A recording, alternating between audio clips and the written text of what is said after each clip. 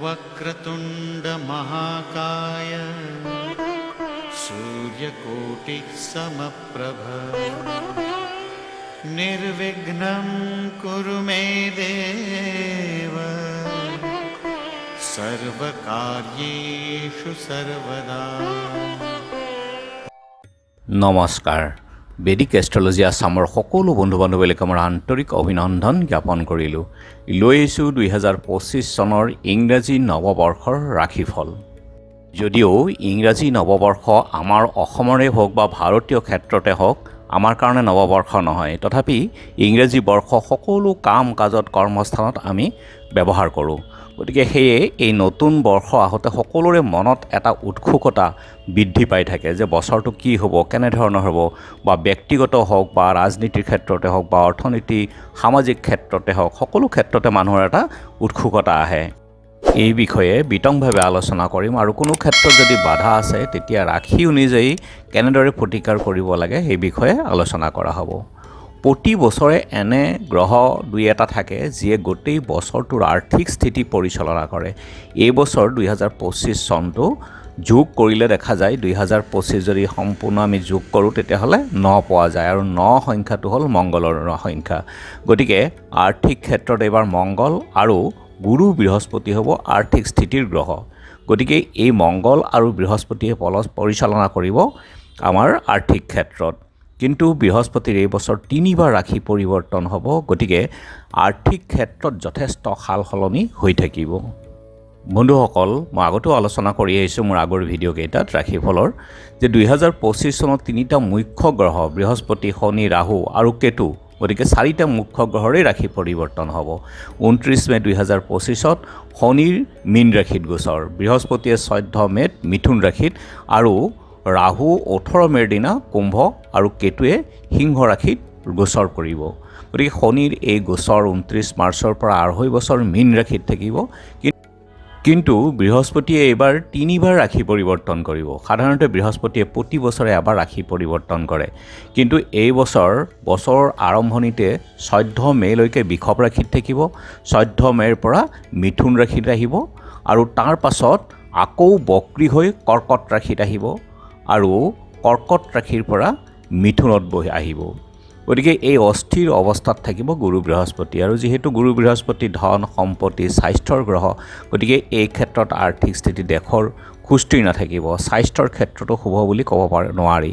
স্নায়ুতন্ত্ৰ, যকৃতৰ সমস্যা, চৰ্বিজনিত ৰোগত সমস্যা আহিব পাৰে মানৱ জীৱনত, আৰু পেটৰ সমস্যাজনিত ৰোগত বা কষ্ট ভোগ কৰা দেখা যায়। বছৰৰ অন্তিম সময়ত দেশত ৰোগ আহিব পাৰে, মানৱ জীৱনৰ স্বাস্থ্যৰ সমস্যা আহিব পাৰে।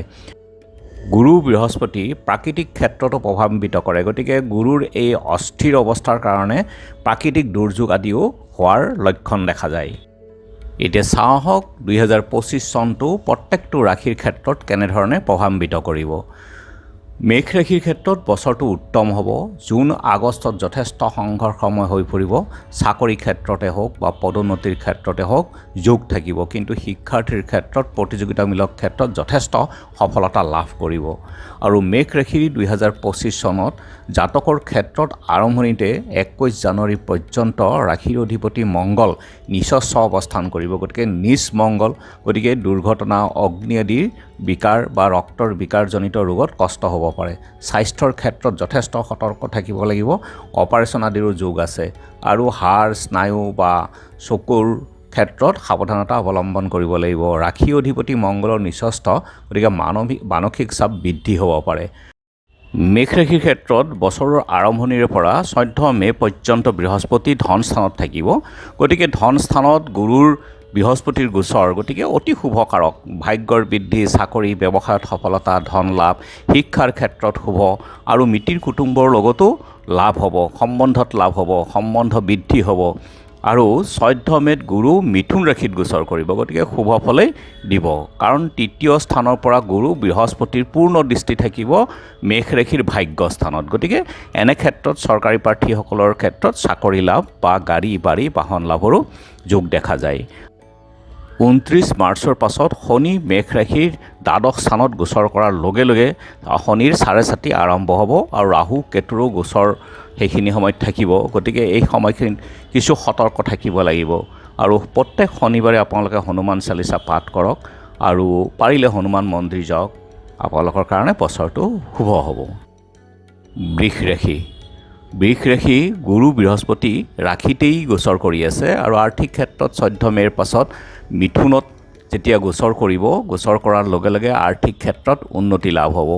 শিক্ষা বিবাহত সফলতা পাব আৰু 29 মাৰ্চৰ পৰা শনিৰ একাদশত, গতিকে চাকৰি মনৰ পচন্দ স্থানত বদলি হ'ব। চাকৰি আৰু প্ৰাপ্তিৰ ক্ষেত্ৰতো যোগ থাকিব। বিদেশ যাত্ৰা, বিদেশত সুখ আৰু অবৈধভাৱে ধন প্ৰাপ্তিৰো যোগ আহিব, কিন্তু সাৱধান থাকক যাতে অন্যায় পথেৰে আপোনালোকে কোনো ধৰণৰ কাম নকৰিব, নহ'লে শনিৰ দ্বাৰা আপোনালোকে কষ্ট ভোগ কৰিব লাগিব পাৰে।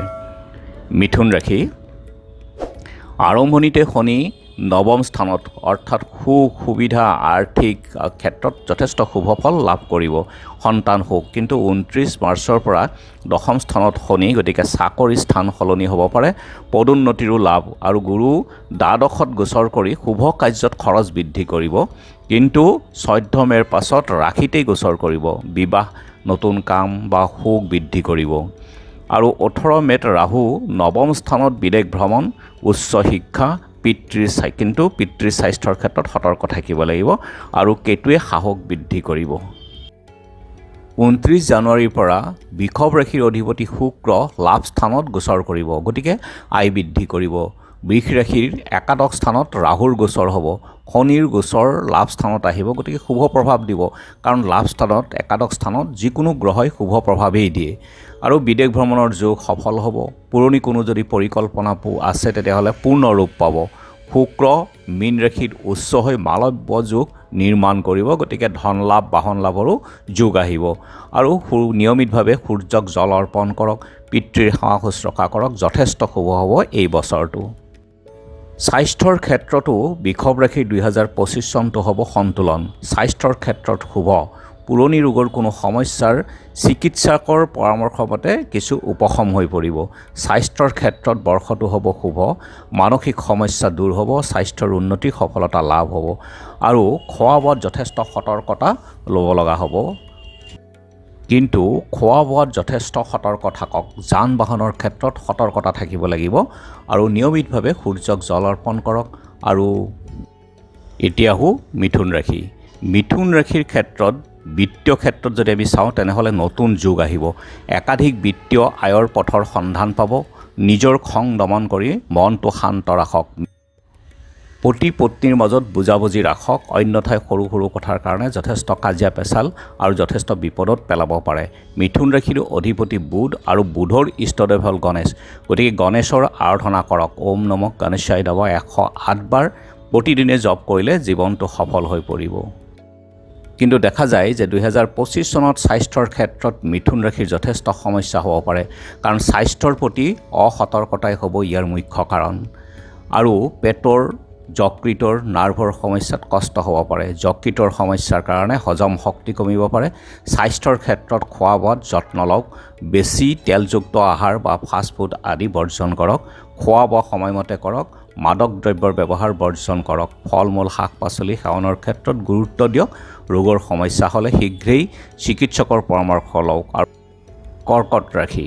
কৰ্কট ৰাশিৰ অধিপতি হ'ল চন্দ্ৰ, গতিকে শিক্ষাৰ্থীৰ ক্ষেত্ৰত সফল বৰ্ষ বুলি ক'ব পাৰি 2025 চনটো। বিদেশ যাত্ৰাৰ যোগ আহিব। বিত্তীয় ক্ষেত্ৰত উন্নত যোগ। দাম্পত্য জীৱনত পতি পত্নীৰ মাজত সুখ শান্তি আহিব। বিত্তীয় ক্ষেত্ৰত 14 মে'ৰ পাছত স্থিতি যথেষ্ট শুভ হ'ব আৰু 2025 চনত যথেষ্ট শুভ।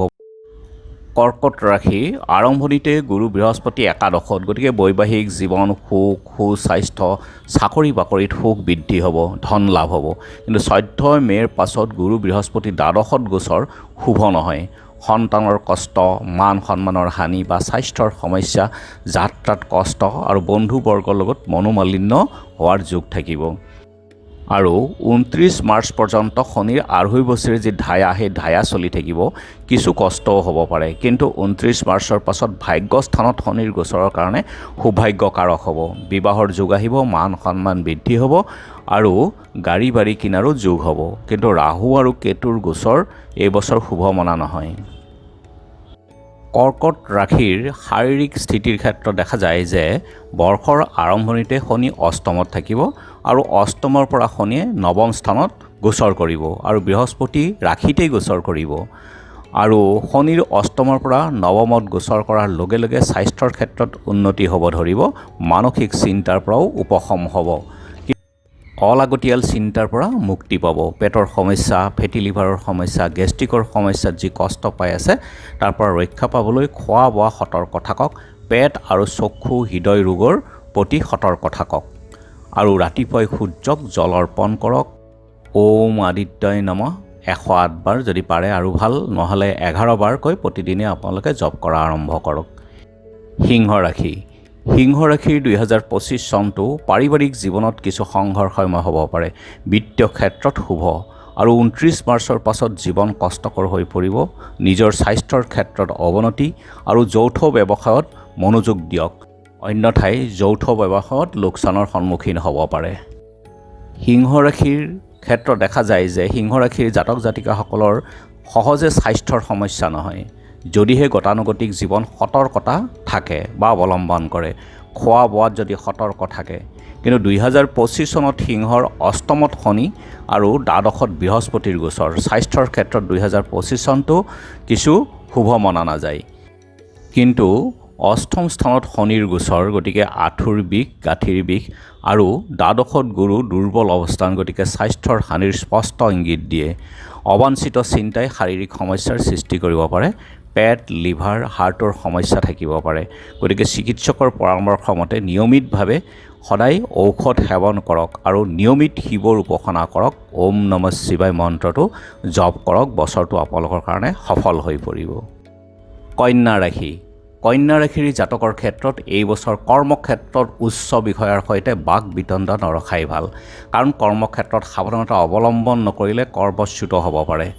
শিক্ষাৰ ক্ষেত্ৰত মনোযোগ দিয়ক, হঠাৎ ধনপ্ৰাপ্তিৰো যোগ, পতি পত্নীৰ মাজত মিলা মিছাৰে আগবাঢ়ক, নিজৰ বাণী সংযম কৰক আৰু মাটি বাৰী কিনা বেচাৰ ক্ষেত্ৰত যদি আপোনালোকৰ পৰিকল্পনা আছে তেনেহ'লে সাৱধান থাকক, কাগজ পত্ৰ ভালদৰে চাই চিতিহে আপোনালোকে আগবাঢ়িব পাৰে, নহ'লে ঠগ প্ৰবঞ্চনাৰ বলি হ'ব পাৰে।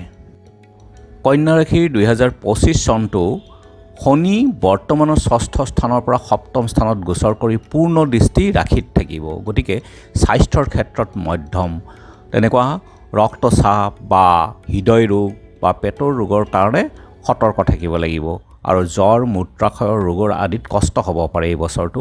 খোৱা বোৱাত যথেষ্ট সতৰ্ক থাকক, সময়মতে আহাৰ গ্ৰহণ কৰক আৰু বছৰৰ প্ৰথম 5 মাহ গুৰু বৃহস্পতিৰ প্ৰভাৱত শৰীৰৰ ওজন বৃদ্ধি হ'ব পাৰে, সৰু সুৰা আঘাতত আপোনালোকে কষ্ট ভোগ কৰিব পাৰে, গতিকে ইয়াৰ পৰা উপশম পাবৰ কাৰণে শনিদেৱৰ উপাসনা কৰক। ওম ছং শনেশ্বৰায় নমঃ এই মন্ত্ৰটো শনিৰ বীজ মন্ত্ৰ।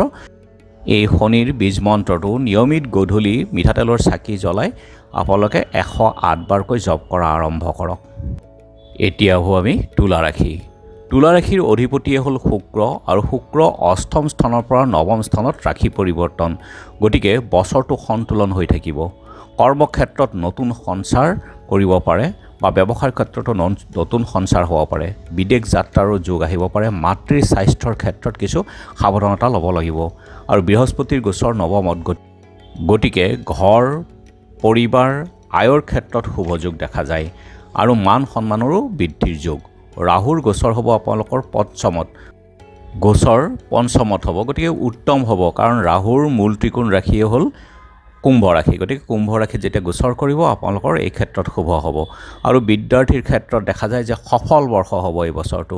ৰাহুৰ মূল ত্ৰিকোণ স্থান কুম্ভ, ৰাহুৰ মিত্ৰ শনিৰ ঘৰত ৰাহুৱে শুভ ফল প্ৰদান কৰিব আৰু 18 মে'ত ৰাহু পঞ্চম স্থানত গোচৰ কৰিব, গতিকে এই ক্ষেত্ৰত যথেষ্ট শুভ বুলি ক'ব পৰা যায়। শনি ষষ্ঠ স্থানত 29 মাৰ্চৰ পৰা গোচৰ কৰিব, গতিকে স্বাস্থ্যৰ ক্ষেত্ৰত তুলা ৰাশিৰ 2025 চনটো উন্নতি হ'ব, কাৰণ পুৰণি ৰোগ বা থাইৰয়ডৰ ৰোগ, হাড় আদিৰ ৰোগৰ পৰা উপশম পাব আৰু অন্তিম সময়ত বছৰৰ শেষৰ ফালে কোনো অপাৰেশ্যনৰ যোগ দেখা যায় যদিও আপোনালোকে ভয় খোৱাৰ কোনো প্ৰয়োজন নাই। নিয়মিত আপোনালোকে খোৱা বোৱাৰ যত্ন লওক আৰু স্বাস্থ্যৰ ক্ষেত্ৰত আপোনালোকে সতৰ্ক থাকক, নিয়মিতভাৱে ৰাহুৰ মন্ত্ৰ ওম ৰাম ৰাহুৱে জপ কৰক, আপোনালোকে স্বাস্থ্যৰ ক্ষেত্ৰত যি অশুভ প্ৰভাৱ আছে সেয়া দূৰ হ'ব। বৃশ্চিক ৰাশি। বৃশ্চিক ৰাশিৰ অধিপতিয়ে হ'ল মংগল আৰু বছৰৰ আৰম্ভণিতে মংগল নিচস্ত হৈ আছে। গতিকে বছৰটোত কিছু কষ্টকৰ হ'ব যদিও গুৰুৰ পূৰ্ণ দৃষ্টি থাকিব, গতিকে স্ত্ৰীৰ সহযোগ থাকিব আৰু শনিৰ কষ্টকৰ দশা 29 মাৰ্চৰ পৰা আঁতৰিব। শনিবাৰে হনুমান মন্দিৰত আপোনালোকে মিঠাতেলৰ চাকি জ্বলাই সেৱা লওক নিয়মিতভাৱে। স্বাস্থ্যৰ ক্ষেত্ৰত দেখা যায় যে 2025 চনত সৰু সৰু স্বাস্থ্যৰ সমস্যা থাকিলেও মুঠতে মানসিক সন্তুলন কৰি ৰাখক আৰু মানসিক চাপৰ পৰা দূৰত থাকক আৰু বছৰৰ শেষৰ ফালে স্বাস্থ্য মনৰ স্থিতি যথেষ্ট উন্নতি হৈ পৰিব আৰু গোটেই বৰ্ষটোৱে শনিৰ মন্ত্ৰ ওম শং শনিশ্চৰায় নম 108 বাৰকৈ জপ কৰক। এয়া শনিৰ বীজ মন্ত্ৰ। পাৰিলে প্ৰতি শনিবাৰে আহঁত গছৰ গুৰিত মিঠাতেলৰ চাকি জ্বলাই শনিদেৱক প্ৰাৰ্থনা কৰক, আপোনালোকৰ স্বাস্থ্যৰ সমস্যা দূৰ হ'ব। ধনুক ৰাশি। ধনুক ৰাশিৰ জাতক জাতিকাসকলে 2025 চনত নিজৰ দায়িত্ব পালন কৰিবৰ কাৰণে যথোপৰোনাস্তি চেষ্টা কৰি থাকিব। যিসকলৰ ঘৰ বাহন পৰিকল্পনা আছে তেওঁলোকৰ সম্পূৰ্ণ হৈ উঠিব। বিবাহত যোগ আহিব, সন্তান সুখ দেখিব।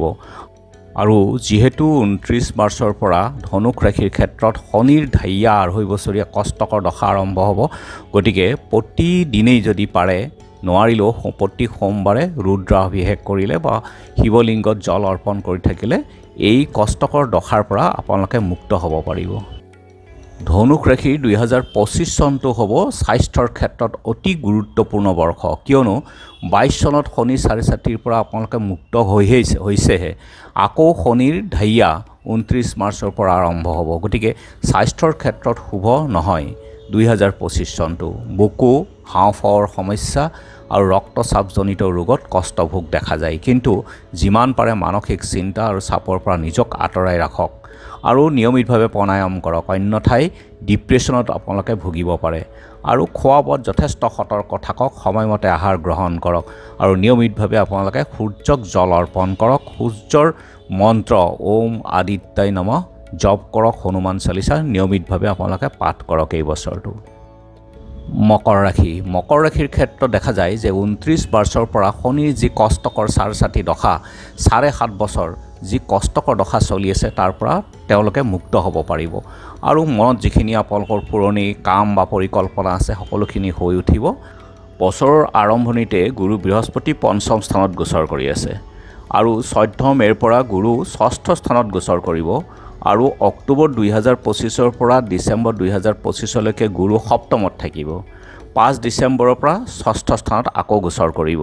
গতিকে আৰম্ভণিতে সুখ সমৃদ্ধি, বিবাহৰ যোগ, আয় বৃদ্ধি হ'ব, সন্তান সুখ হ'ব, পাৰিবাৰিক সুখ, বিদেশ যাত্ৰাৰো যোগ থাকিব। কিন্তু 14 মে'ৰ পাছত গুৰু 6ষ্ঠ স্থানত গোচৰ, চাকৰিত কষ্ট, মান সন্মান হানি আৰু ক্লেশ, আৰ্থিক লোকচান হোৱাৰ যোগ দেখা যায়।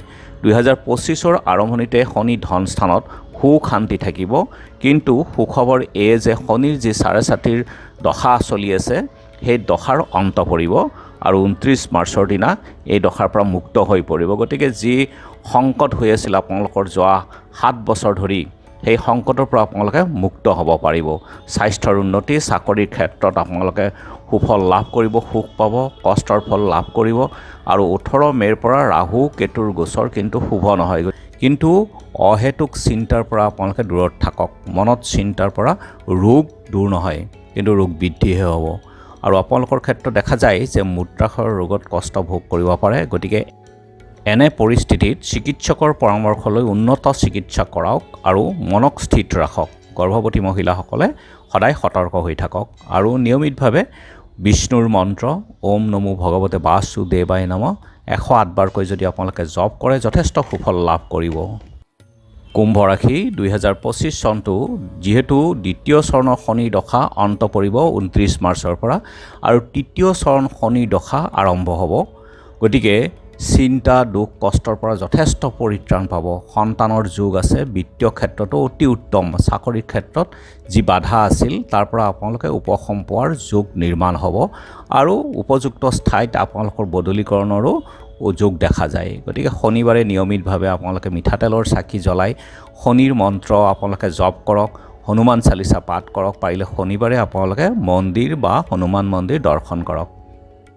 স্বাস্থ্যৰ ক্ষেত্ৰত দেখা যায় যে 2025 চনত কুম্ভ ৰাশিৰ 4.5 যিহেতু চলি থাকিব, কিছু স্বাস্থ্যৰ ক্ষেত্ৰত মধ্যম দেখা যায়। নিজৰ এলাহ ভাৱৰ কাৰণে সমস্যাত পেলাব পাৰে। স্বাস্থ্যৰ ক্ষেত্ৰত সমস্যা হ'লে শীঘ্ৰেই চিকিৎসকৰ পৰামৰ্শ লৈ ঔষধ সেৱন কৰক।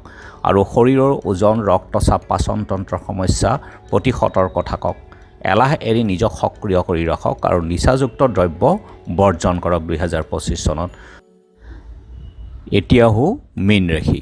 মীন ৰাশিৰ ক্ষেত্ৰত শনি লগ্নত অৰ্থাৎ ৰাশিতেই গোচৰ কৰিব। কিছু স্বাস্থ্যৰ সমস্যা থাকিব পাৰে আৰু 29 মাৰ্চৰ পৰা 18 মেলৈকে স্বাস্থ্যৰ প্ৰতি সতৰ্ক থাকক, কাৰণ শনি আৰু ৰাহু যুক্ত হৈ আপোনালোকৰ ৰাশিতেই থাকিব।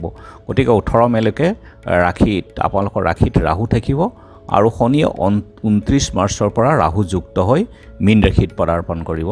এনে ক্ষেত্ৰত স্বাস্থ্যৰ প্ৰতি যথেষ্ট যত্ন বা সতৰ্ক হোৱা উচিত।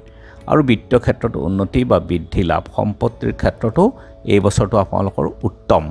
মীন ৰাশিৰ অধিপতিয়ে হ'ল গুৰু বৃহস্পতি আৰু গুৰু বৃহস্পতি বছৰৰ আৰম্ভণিতে 3য় স্থানত গোচৰ কৰি থাকিব আৰু 14 মে'ৰ পাছত 4ৰ্থ স্থানত গোচৰ কৰিব গুৰু বৃহস্পতি। তাৰ পাছত অক্টোবৰৰ পৰা ডিচেম্বৰলৈকে পঞ্চমত থাকিব আৰু 5 ডিচেম্বৰৰ পৰা 4ৰ্থ স্থানত থাকিব। গতিকে দৰমহা বাঢ়িব পাৰে বা পৰীক্ষাত সফলতা পাব পাৰে। গুৰুৰ গোচৰ আপোনালোকৰ কাৰণে যথেষ্ট শুভ হ'ব এই বছৰ। শনি 29 মাৰ্চলৈকে দ্বাদশ স্থানত ব্যৱসায় বাণিজ্যৰ ক্ষেত্ৰত কিন্তু কিছু সফলতা দিব আৰু বিদেশৰ পৰাও লাভ দিব। 29 মাৰ্চৰ পৰা শনি ৰাশিতেই গোচৰ কৰিব, ই কিন্তু শুভ নহয়। এই সময়ত শনিৰ চাৰে চাতি 2য় চৰণ আৰম্ভ হ'ব। গতিকে মনটো অশান্ত হৈ থাকিব, শাৰীৰিক সমস্যা, কাজিয়া পেচালাজি বৃদ্ধি হ'ব পাৰে আৰু ৰাহু আৰু কেতুৰো গোচৰৰ কাৰণে বিবাহ বা ঠগ প্ৰবঞ্চনা হ'ব পাৰে। গতিকে এই ক্ষেত্ৰত কিছু সতৰ্ক থাকিব লাগিব এই বছৰটো। গতিকে বন্ধু বান্ধৱীসকল, মোৰ এই ভিডিঅ'টোৰ পৰা আপোনালোকৰ আগন্তুক বৰ্ষটো যাতে স্বাস্থ্যৰ ক্ষেত্ৰতে হওক বা আৰ্থিক ক্ষেত্ৰতে হওক সকলো ফালৰ পৰা সুখী হয়, তাৰ কাৰণে ভগৱানৰ ওচৰত আপোনালোকৰ হৈ প্ৰাৰ্থনা জনাইছোঁ। ধন্যবাদ।